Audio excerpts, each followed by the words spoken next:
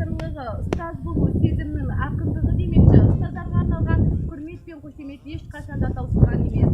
Дегенмен, бір жылда бір рет келетін ұстаздар мерекесі бар. Осы айтулы мерекеде сіздерге ұстаздардың ұлы еңбегін ескеріп, 10 сынып оқушысы Қапсалов Ақгүл лебізін білдірмекші.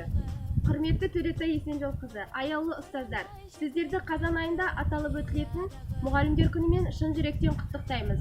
Мерейлі мерекеде дендеріңізге саулық, отбасыларыңызға амандық, істеріңізге сәттілік тілейміз. Қалай ғана сыялады ұстазым менің қамқорым едің, баулыған асыл өнерге